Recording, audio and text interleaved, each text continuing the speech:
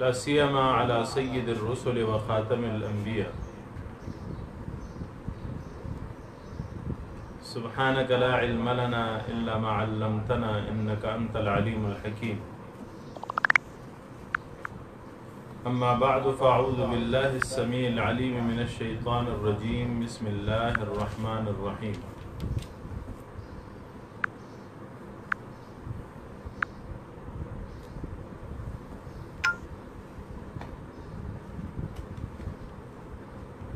لغات القرآن کے بحث میں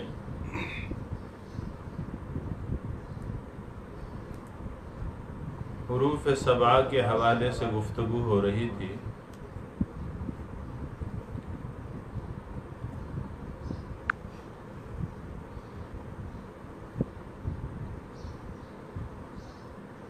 پہلا نقطہ بحث تھا کہ حروف سبعہ سے مراد لغات سبعہ ہیں. دوسرا نقطہ تھا کہ حروف سبعہ سے قراء سبعہ کی قراءات سبعہ مراد نہیں ہے.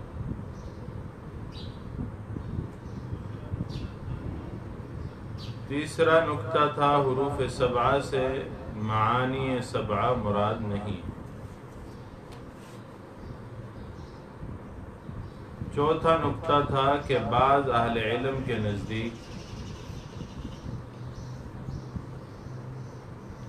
حروف سبعہ سے مراد قراءت کی وجوہ سبعہ.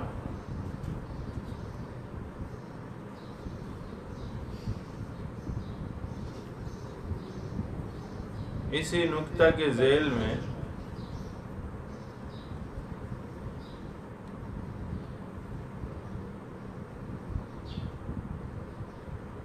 آخری قول جو آپ کے سامنے رکھا گیا وہ حافظ ابن الجزری کا قول،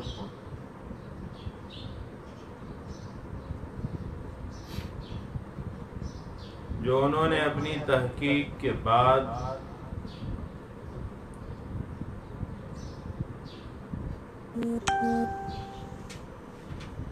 اور سال ہا سال کی محنت کے بعد مرتب کیا.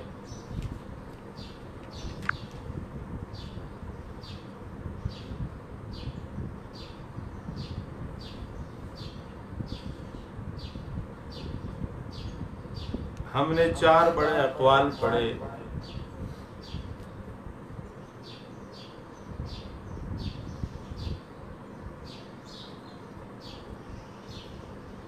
ابن قتیبہ، ابو الفضل، ابن الطیب اور ابن الجزری.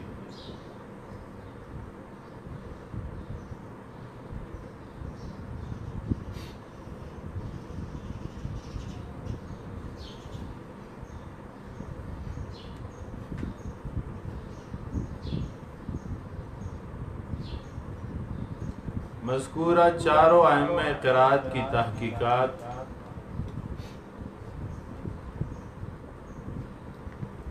خالصتاً قیاس پر مبنی ہے.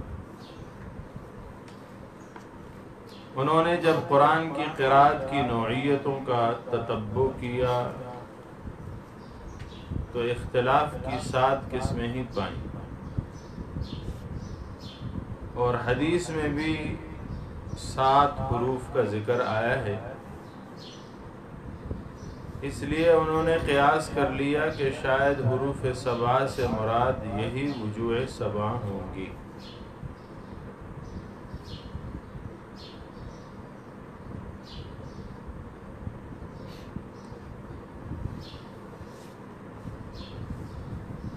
ابن قتیبہ، ابن الطیب اور ابن الجزری کا استقراء اور ان کی مثالیں تقریباً یکساں.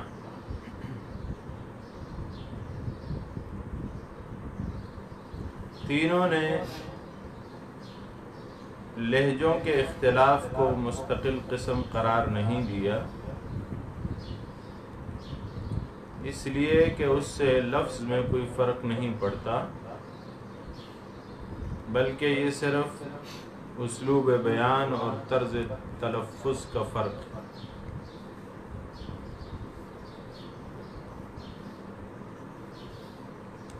البتہ ابو الفضل رازی کا استقراء زیادہ جامع اور معنی ہے۔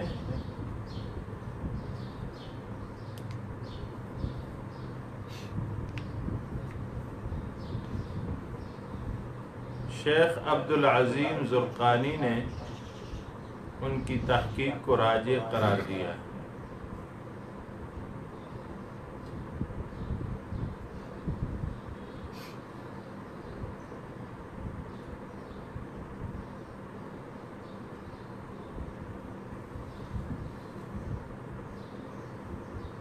زرقانی نے ابو عبید اور ابن جریر کے اس رائے کو بھی سختی سے رد کیا ہے کہ حروف سبعہ سے قبائل سبعہ کی لغات سبعہ مراد ہے، اور ابن قتیبہ، ابن الطیب اور ابن الجزری کی تحقیق کو بھی مرجوح قرار دیا ہے، اس لیے کہ وہ سمجھتے ہیں کہ اس میں جامعیت نہیں ہے۔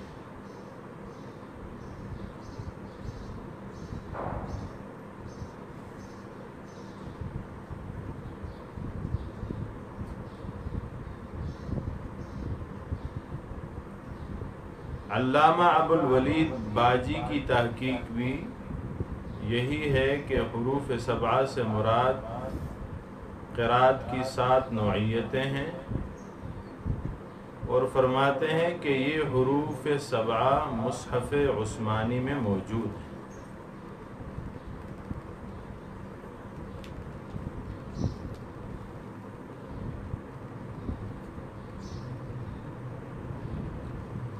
علامہ ابن الحزم ظاہری نے بھی اسی قول کو اختیار کیا ہے۔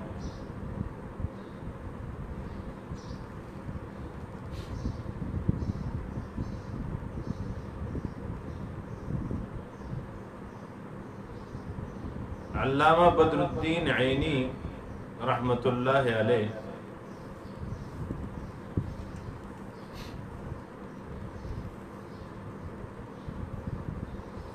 مختلف آراء نقل کرتے ہیں۔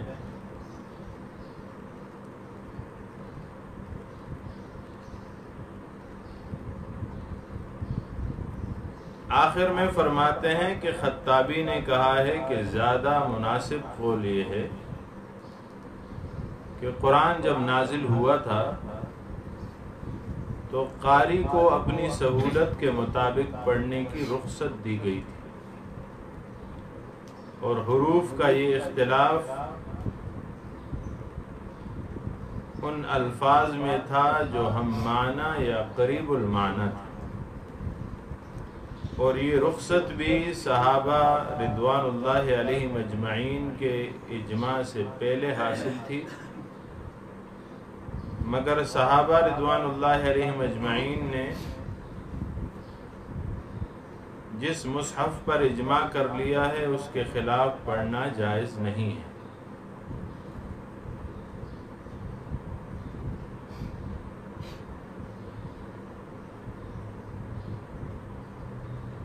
گو کہ ان الفاظ سے یہ تصریح نہیں ہوتی کہ حروف سبعہ سے مراد لغات سبعہ ہیں،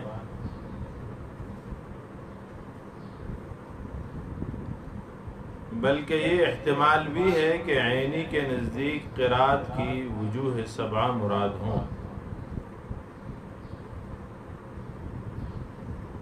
لیکن جب یہ فرمایا وَهَذَا قَبْلَ اجماع الصحابہ، ان الفاظ سے ظاہر ہوتا ہے کہ ان کے نزدیک بھی لغات سبعہ سے مراد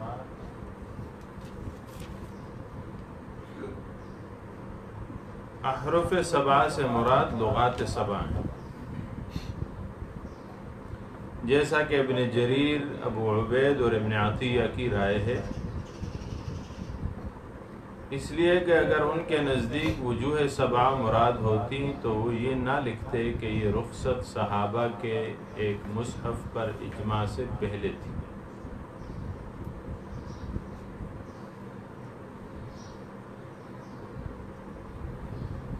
اس لیے کہ اس قول کے قائلین کے نزدیک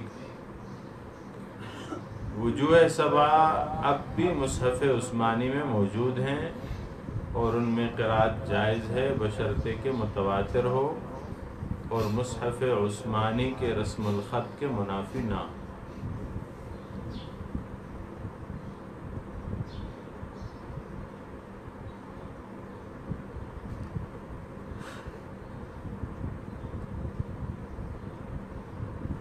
اب آتے ہیں علامہ زمان جلال الدین سیوطی رحمۃ اللہ علیہ کی طرف۔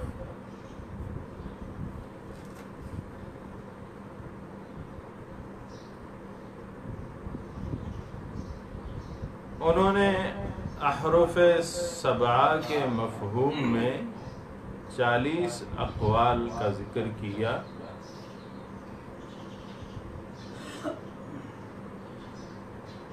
اور 16 اقوال کو نقل کیا۔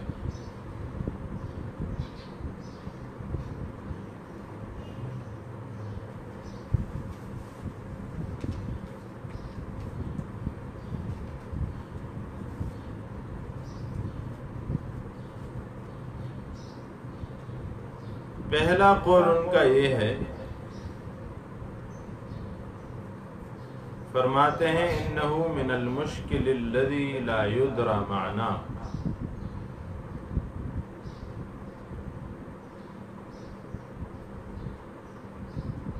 فرمائے ان مشکل اور متشابہ مسائل میں سے ہے جس کی حقیقت معلوم نہیں کی جا سکتی۔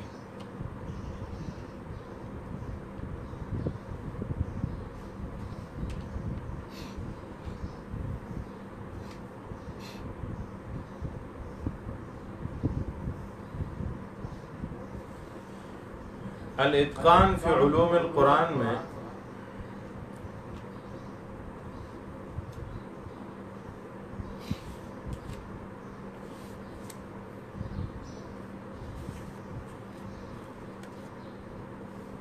جلال الدین سیوطی رحمۃ اللہ علیہ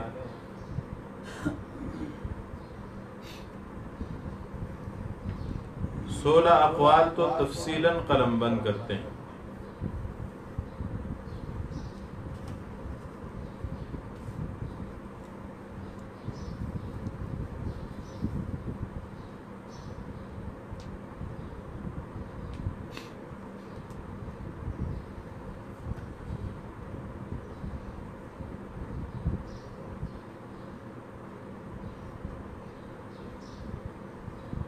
پھر ابن حبان کا قول نقل کرتے ہیں کہ اہل علم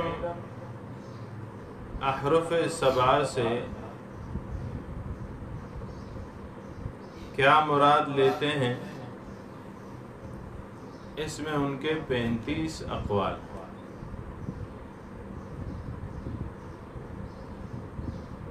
اور انہوں نے اجمالاً ان کا ذکر کیا۔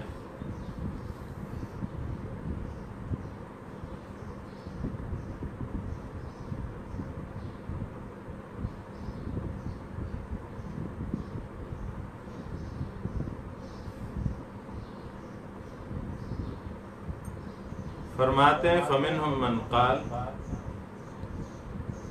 بعض ان میں سے یہ کہتے ہیں یہ زجر و امر و حلال و حرام و محکم و متشابہ و امثال۔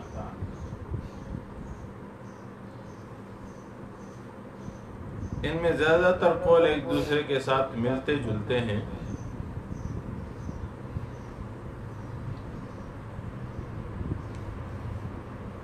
دوسرا قول حلال و حرام و امر و نہی و زجر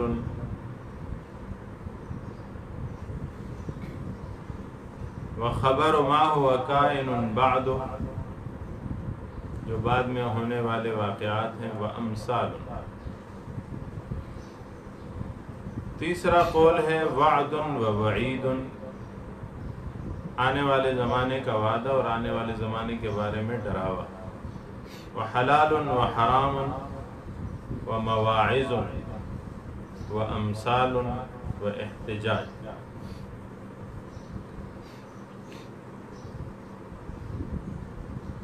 چوتھا قول ہے امر و نہی و بشارت و نذارہ و اخبار و امثال۔ پانچواں قول ہے محکم و متشابہ و ناسخ و منسوخ و خصوص و عموم و قصص۔ چھٹا قول ہے امر و زجر و ترغیب و ترہیب و جدل و قصص و مثل۔ ساتواں قول ہے امر و نہی و حد و علم و سر و ظہر و بطن۔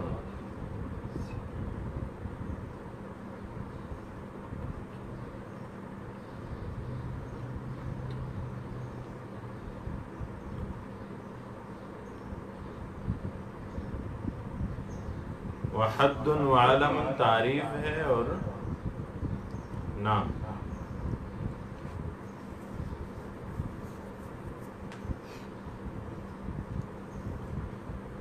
سر راز کو کہتے ہیں، ظاہر اور باطن سے ظاہر اور باطن مراد۔ آٹھواں قول ہے ناسخ و منسوخ و وعد و وعید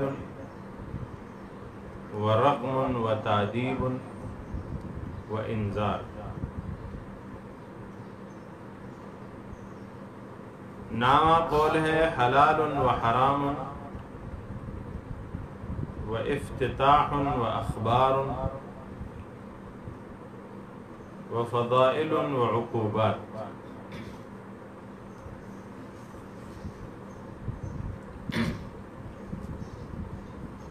دسواں قول ہے اوامر و زواجر و امثال و انباء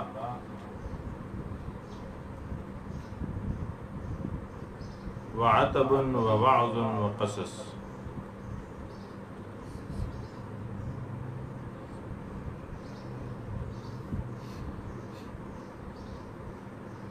گیارہواں قول ہے حلال و حرام و امثال و منصوص و قصص و اباحات، جائز امور۔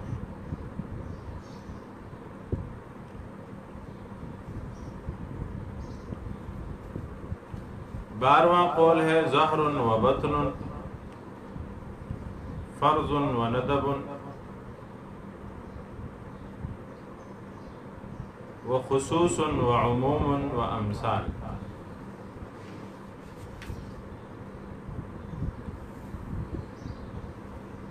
تیرہواں قول ہے امر و نہی و وعد و وعید و اباحۃ و ارشاد و اعتبار۔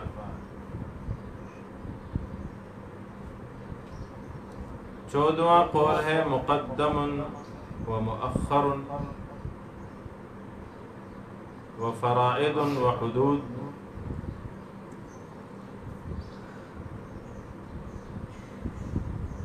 و مواعظ و متشابہ و امثال۔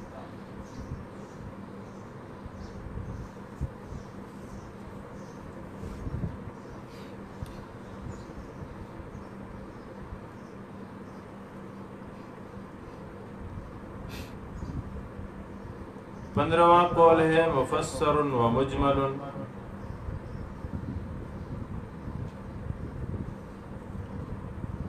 مقضى و ندب و حتم و امثال۔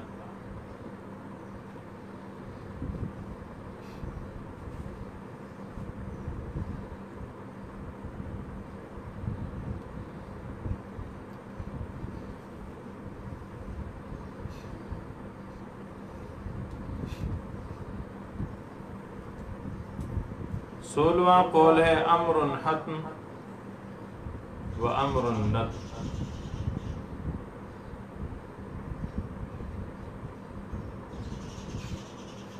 ونهي حتم ونهي الندب وأخبار وإباحات.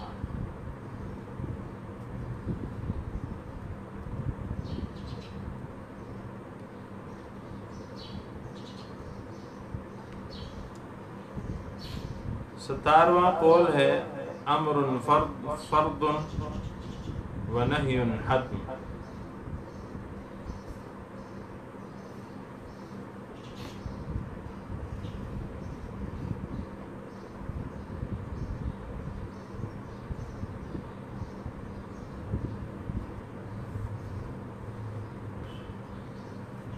وامر ندب و نہی مرشد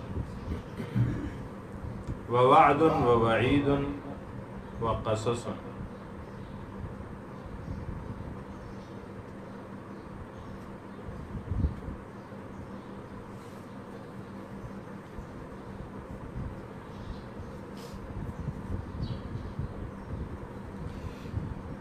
اٹھارہواں قول ہے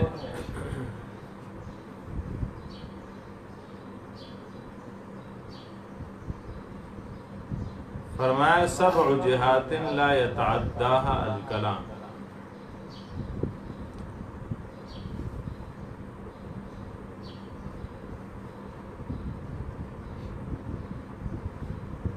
لفظ خاص اريد به الخاص ولفظ عام اريد به العام ولفظ عام اريد به الخاص ولفظ خاص اريد به العام.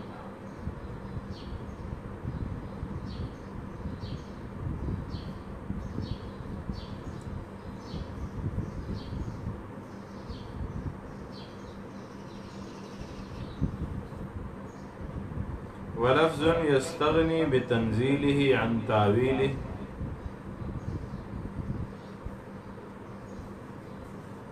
ولفظ لا يعلم فقهه إلا العلماء ولفظ لا يعلم معناه إلا الراسخون. لفظ خاص ہو اس سے مراد بھی خاص، لفظ عام ہو اور اس سے ارادہ بھی عام کیا گیا ہو، لفظ عام ہو اور اس سے ارادہ خاص کیا گیا ہو، اور اس کے الٹ یعنی لفظ خاص ہو اور اس سے عام کو ارادہ کیا گیا ہو.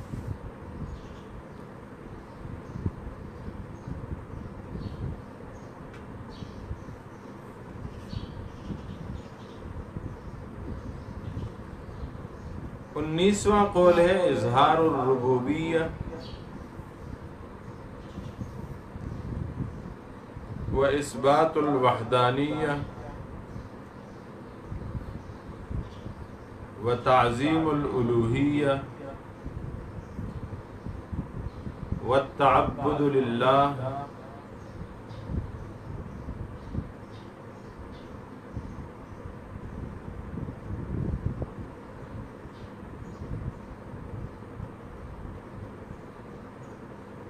ومجانبۃ الاشراک والترغیب فی الثواب والترہیب من العقاب. الفاظ سے ہی ظاہر ہوتا ہے. 20واں قول ہے سبع لغات، اس سے 7 لغتیں مراد ہیں.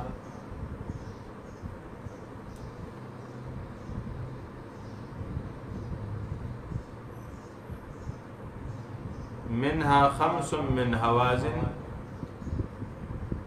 5 حوازن کے ہیں، قبیلے کا نام. وَإِثْنَتَانِ لِسَائِرِ الْعَرَبِ، اور 2 تمام عرب سے.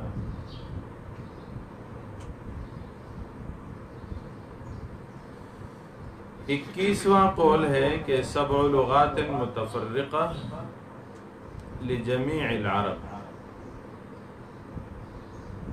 کل حرف منہا لقبیلۃ مشہورہ. لغات 7 ہی ہیں لیکن عرب کے مشہور 7 قبیلوں میں سے ہر قبیلے کے لیے ایک حرف.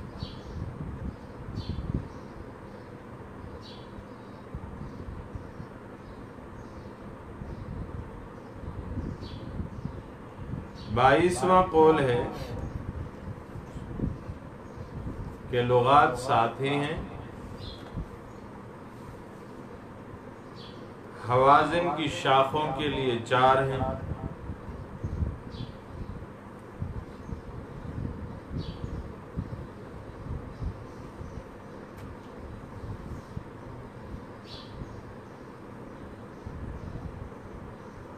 اور 3 قریش کے.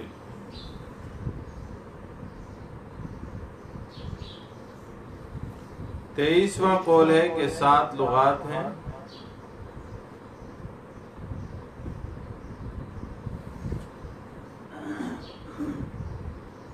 لغت قریش،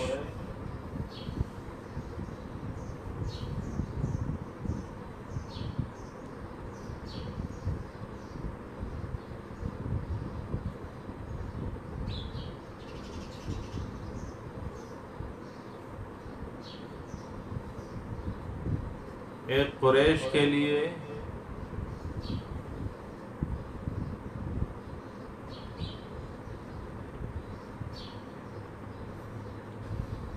ولغت للیمن ولغت لجرہم ولغت لحوازن ولغت لقضاعہ ولغت لتمیم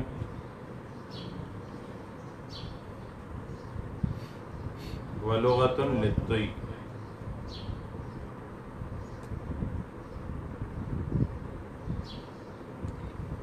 چوبیسواں قول ہے کہ یہ لغت کعبین، کعب بن عمر اور کعب بن لوئی، اور ان کی 7 لغات مراد. 25واں قول ہے اللغات المختلفہ لأحیاء العرب فی معنی واحد.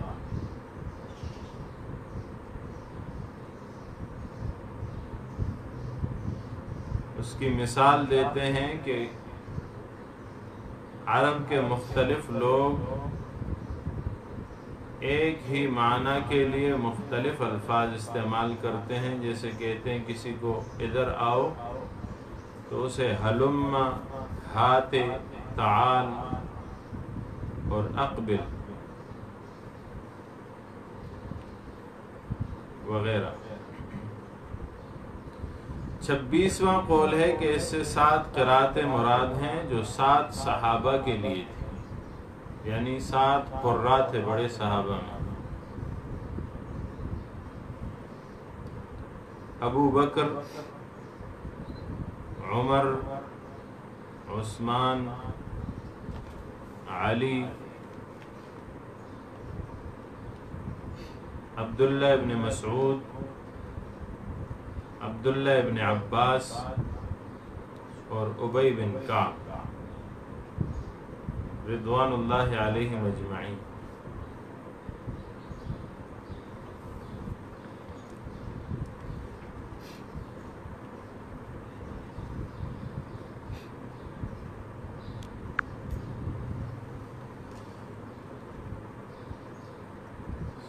ستائیسواں قول ہے حمز و امالہ و فتح و کسر و تفخیم و مد و قصر.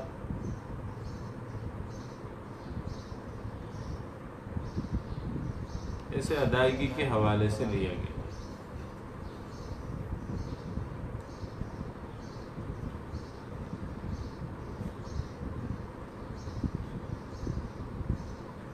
اٹھائیسواں قول ہے تصریف و مصادر،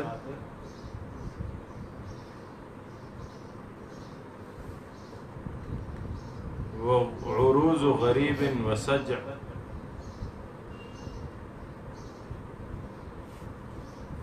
ولغات مختلفة كلها في شيء واحد.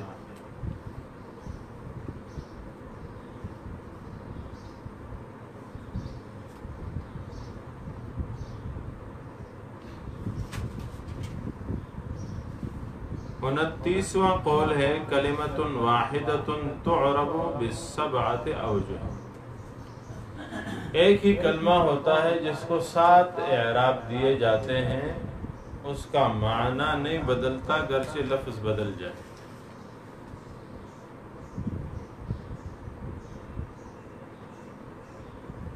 تیسواں قول ہے کہ اس سے امہات الہجا مراد ہے. حروف تہجی 29 ہیں، ان میں 7 حروف ایسے ہیں جو کثیر الاستعمال ہیں یا انہیں امہات الہجا کہتے ہیں. الف، با، جیم، دال، را، سین اور عین.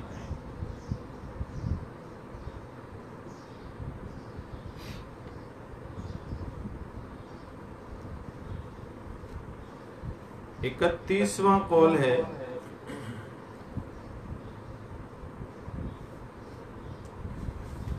انہا فی اسماء الرب، اللہ کے نام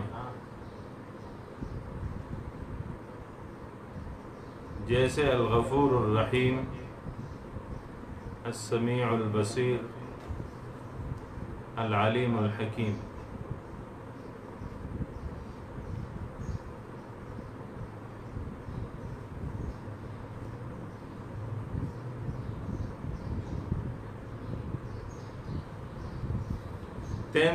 بتیسواں قول ہے یہ آیت فی صفات الذات،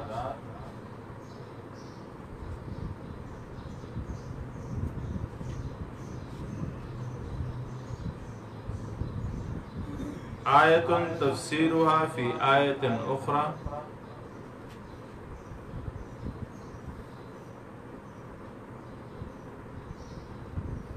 ایک آیت جس کی تفسیر دوسری آیت میں. وآیت بیانها فی السنة الصحیحہ، کہ صحیح سنت میں جس کا بیان. وآیت فی قصة الانبیاء والرسل، جو انبیاء اور رسل کے قصے میں ہیں. وآیت فی خلق الاشیاء، ایک حصہ ہے جو چیزوں کی پیدائش کا تذکرہ کرتا ہے. وآیت فی وصف الجنہ، وآیت فی وصف النار.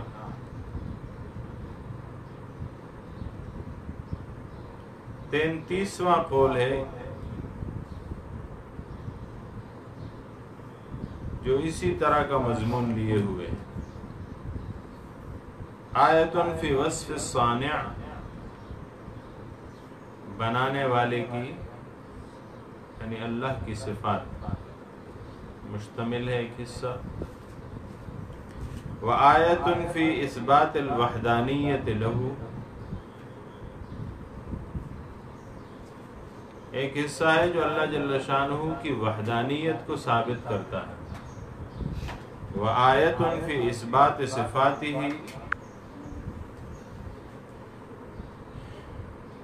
وآیت فی اثبات رسولہ، وآیت فی اثبات کتبہ، اللہ کی کتابوں کو ثابت کرتا ہے، اس کے رسولوں کو ثابت کرتا ہے، اس کی صفات کو ثابت کرتا ہے. وآیت فی اثبات الاسلام، وآیت فی نفی الکفر.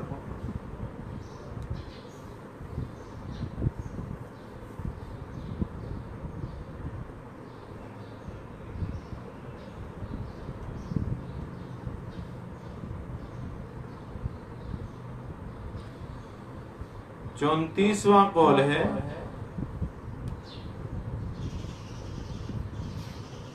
سبع جہات من صفات الذات،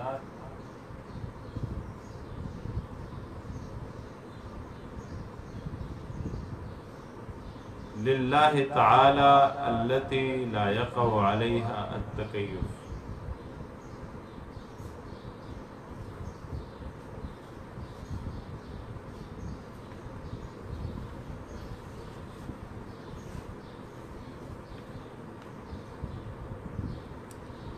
35واں اور آخری قول ہے الایمان باللہ ومباینۃ الشرک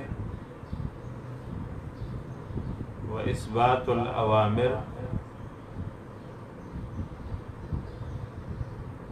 ومجانبۃ الزواجر والثبات علی الایمان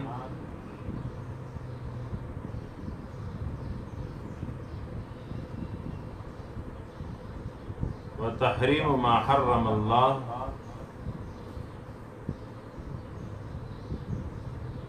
وطاعت رسولہ۔ ان 35 اقوال کو ذکر کرنے کے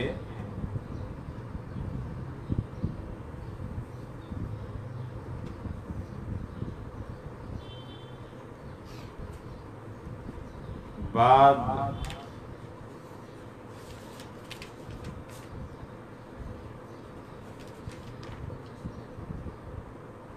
چونکہ یہ اقوال جلال الدین سیوطی کے نہیں ہیں، ابن حبان کا قول نقل کر کے پیش کرتے ہیں،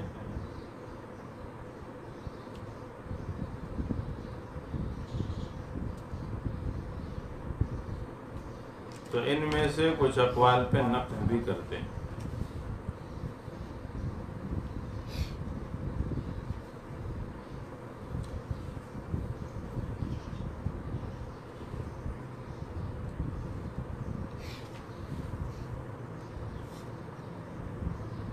آخر میں آتے ہوئے ہم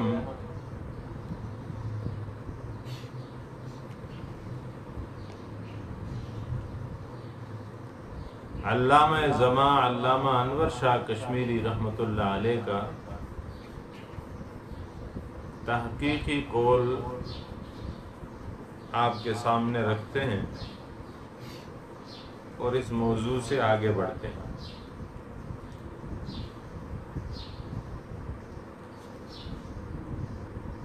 اکابرین علماء دیوبند میں سے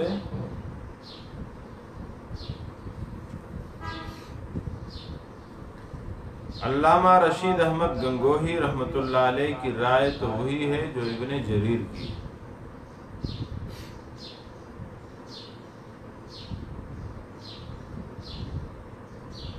لیکن شاہ انور شاہ کشمیری رحمۃ اللہ علیہ اس سے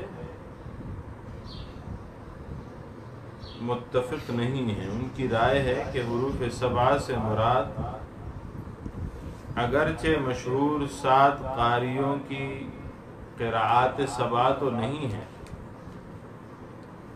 لیکن حروف سبعہ اور قراءات سبعہ کے درمیان عموم خصوص من وجہ کی نسبت ہے۔ تمام متواتر قراءات حروف سبعہ میں شامل ہیں۔ متواتر کہتے ہیں جو اتنے کثرت سے ہر دور میں آ جائیں کہ ان سے انکار ممکن نہ ہو یا ان کے جھوٹ کا امکان ختم ہو چکا۔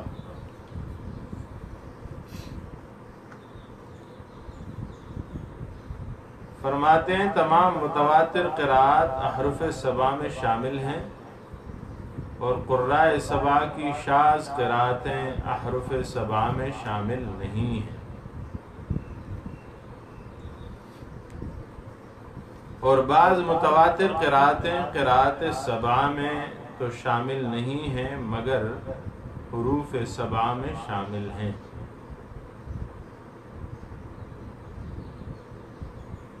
جیسے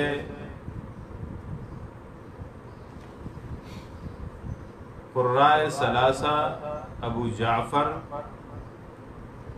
یعقوب اور خلف بن ہشام کی متواتر قراءتیں ہیں۔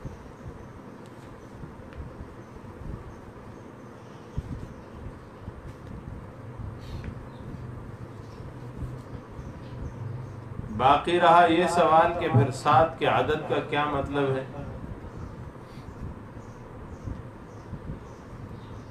تو ابن الجزری نے کہا ہے کہ سارے اختلافات اور تغیرات 7 قسم کے ہیں، اور تمام قرأتیں انہی 7 اقسام کی طرف راجع ہوتی ہیں۔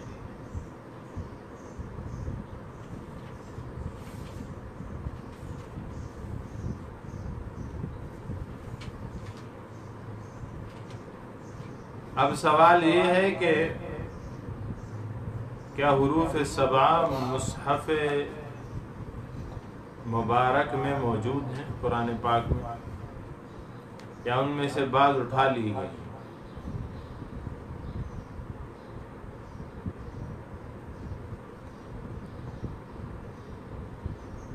تو سمجھ لیجئے کہ جبریل نے جو حروف رسول اللہ صلی اللہ علیہ وسلم کے سامنے آخری رمضان کے دورہ اخیرہ میں پڑھے تھے، وہ سب کے سب مصحف عثمانی میں موجود ہیں۔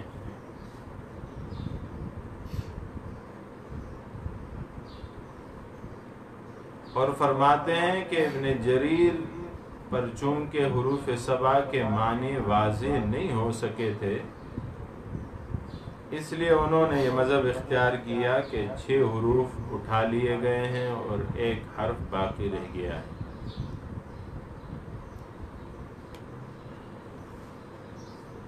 ایک بات ذہن نشین کر لینی چاہیے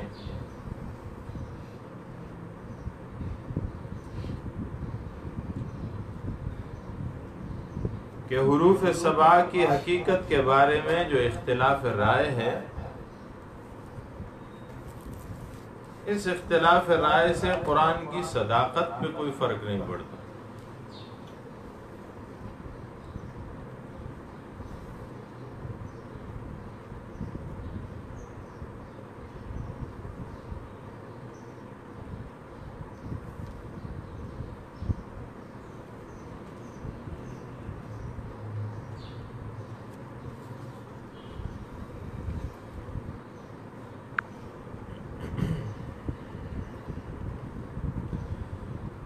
لغات قرآن کے حوالے سے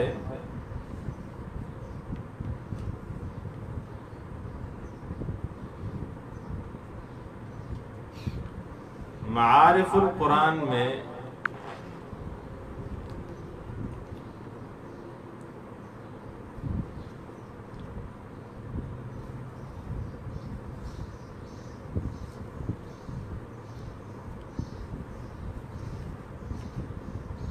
علامہ زاہد الحسینی صاحب رحمۃ اللہ علیہ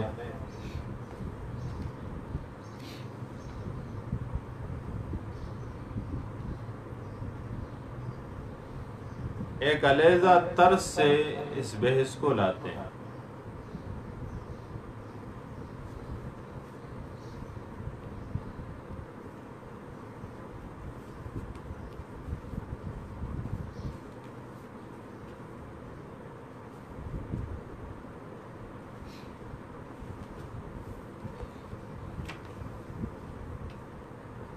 اور ایک نئی جہت کو سامنے رکھتے ہیں۔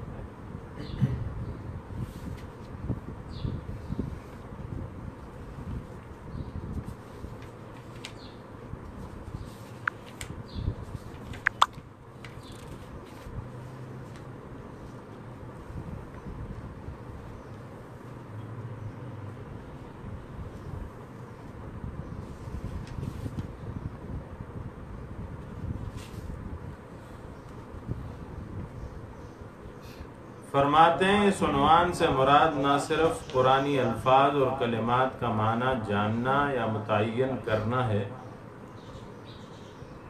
بلکہ یہ مفہوم اپنی وسعت کے اعتبار سے ان تمام قواعد اور ضوابط پر مشتمل ہے جن کا فہم قرآن کے لیے جاننا ضروری ہے، جسے ہمارے اردو کی اصطلاح میں قواعد یا گرامر کہتے ہیں۔ ان قواعد و ضوابط کو اساس بنائے بغیر، بنیاد بنائے بغیر اگر کوئی تفسیر کرتا ہے تو وہ تفسیر قرآن درست نہ ہوگا۔ اس بات پر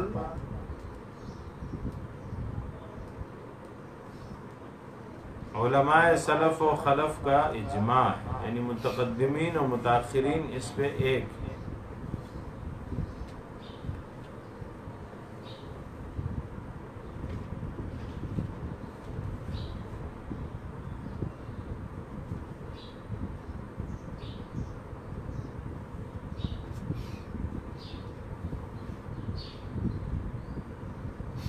اور ایک مثال سے اس کی وضاحت کرتے ہیں۔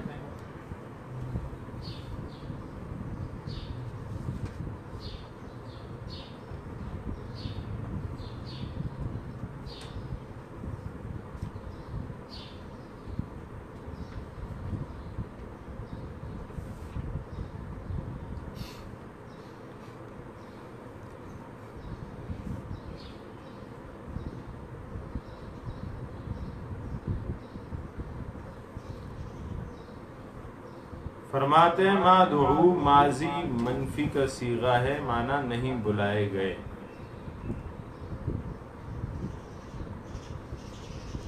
لیکن جب اس پر اذا کا حرف داخل ہوگا تو یہ ماضی منفی مثبت بن جائے گی۔ اذا ما دعو کا معنی ہوگا جب ان کو بلایا جائے۔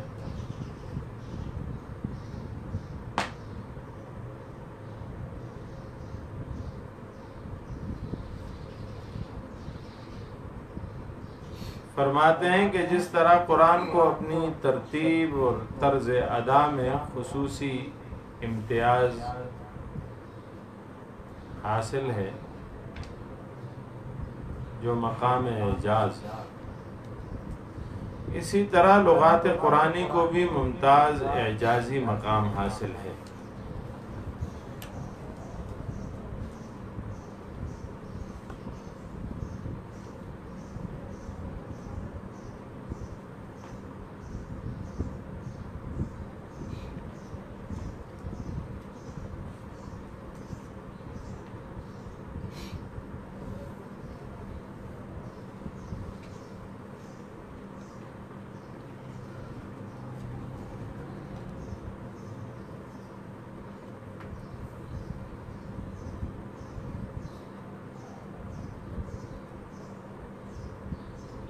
قرآن کریم کے نازل ہونے کے بعد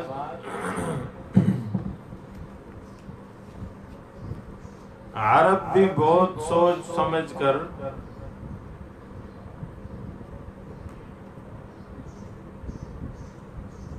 اپنی ادبیت کو لوگوں کے سامنے رکھتے تھے کہ کہیں ایسا جملہ ہم سے نہ نکل جائے جو قرآن کریم کے خلاف۔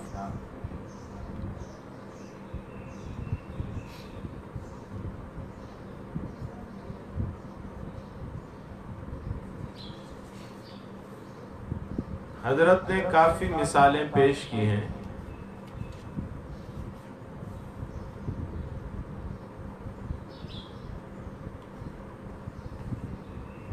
اور آخر میں ایک مفید نقشہ بنایا۔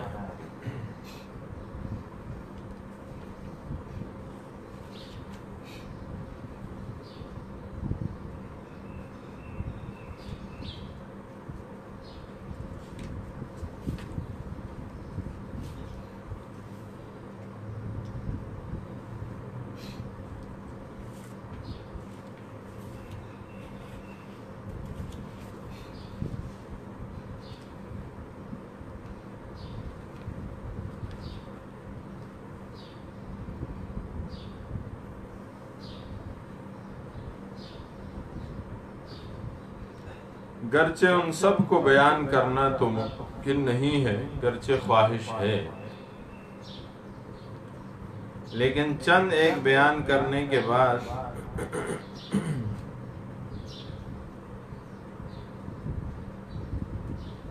آگے بڑھتے ہیں۔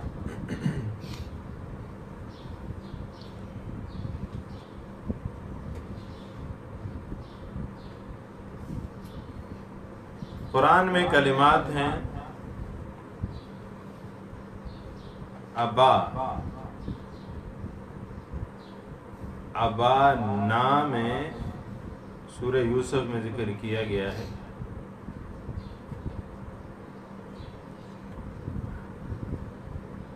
انہوں نے اسے مثال کے طور پہ ذکر کیا۔ ابا نام نا کو الگ کر کے ابا کو ذکر کیا جس کا معنی ہے باپ۔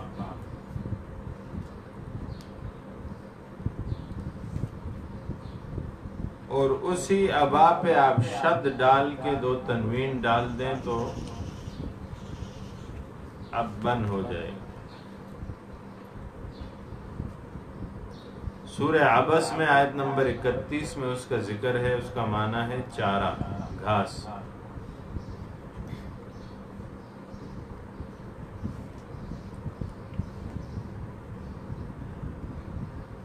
سورہ بقرہ میں احق قاف پہ پیش ہے، اگرچہ قاف پہ شد بھی ہے، اس کا معنی ہے زیادہ حقدار۔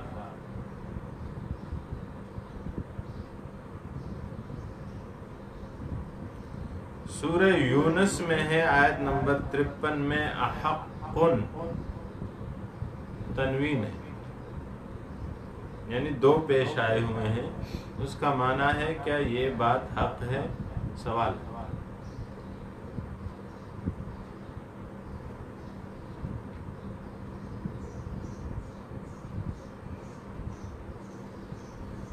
سورہ آل عمران آیت نمبر 94 میں ہے افترا، اس کا معنی ہے جھوٹ بنایا یا جھوٹ کہا۔ سورہ سبا آیت نمبر 8 میں ہے افطرا، اس کا معنی ہے کیا جھوٹ کہا اس نے؟ سوال ہے۔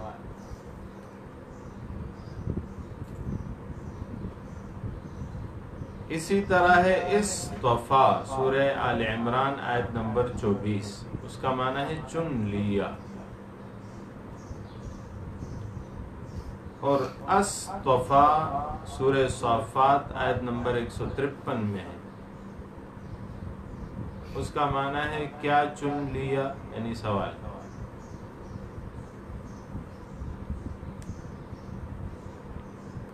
اولا سورہ ضحیٰ میں آتا ہے آیت نمبر 4،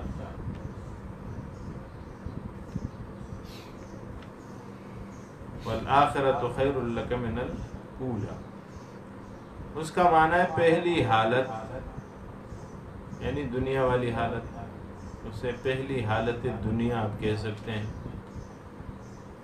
اسی طرح ہے اولا، الف پہ پیش کو زبر سے جب بدل دیں تو معنی کیا ہوگا؟ زیادہ حقدار۔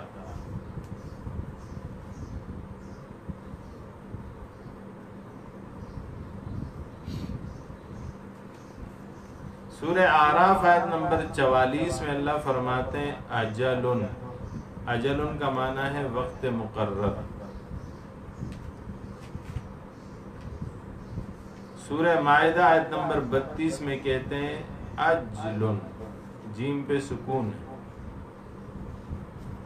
اس کا معنی ہے وجہ اور سبب۔ اسی طرح انہوں نے بہت سی مثالیں دی ہیں۔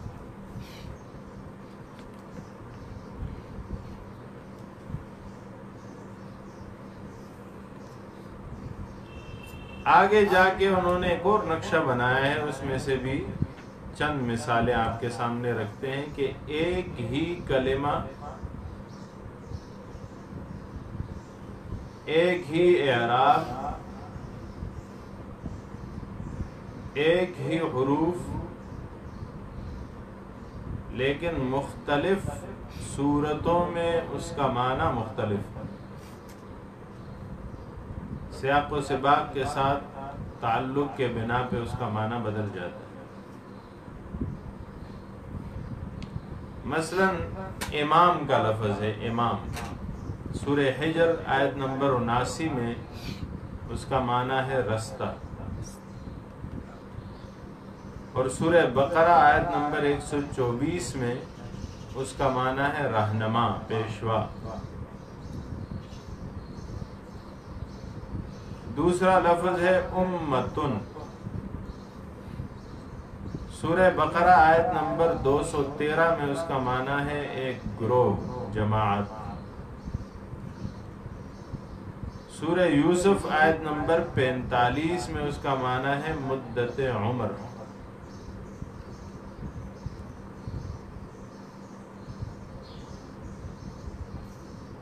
امر کا لفظ ہے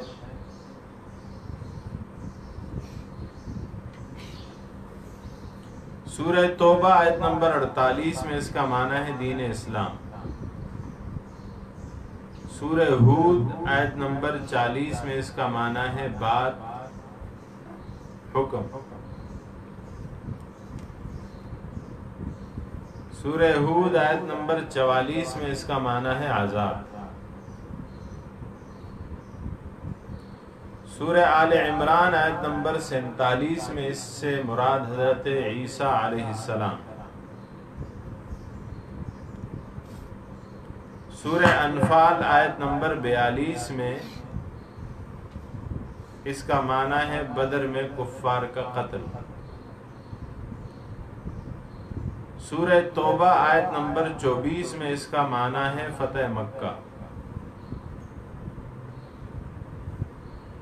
سورہ بقرہ آیت نمبر 109 میں اس کا معنی ہے بنو قریظہ کا قتل اور بنو نضیر کی جلا وطنی۔ سورہ نمل آیت نمبر 1 میں اس کا معنی ہے قیامت۔ سورہ الف لام میم سجدہ آیت نمبر 5 میں اس کا معنی ہے وحی۔ سورہ یونس آیت نمبر 6 میں اس کا معنی ہے قضائے احکام۔ سورہ انفال آیت نمبر 44 میں اس کا معنی ہے پیدائش کا حکم۔ سورہ آل عمران آیت نمبر 154 میں اس کا معنی ہے فتح و نصرت، اور سورہ مائدہ آیت نمبر 95 میں اس کا معنی ہے گناہ۔ اس مسئلہ کو بھی انہوں نے تفصیلاً قلم بند کیا ہے۔ تو اس جہت سے اگر ہم دیکھیں تو قرآن کریم کے لغات میں جو تفصیلات ہیں یہ ایک پورا سمندر ہے، اس میں جواہر اور موتی بھرے ہوئے ہیں۔ جتنا کوئی غوطہ لگا سکتا ہے اتنے اسے جواہر مل سکتے ہیں، جتنا کوئی گہرا جا سکتا ہے اتنا قیمتی موتی پا سکتا ہے۔ اللہ جل شانہ ہمیں بھی قرآن عظیم کے علوم میں سے علوم عطا فرمائے۔ اسی پہ اکتفا کرتے ہیں آج، اگلا سبق کچھ وقفے کے بعد ہوگا۔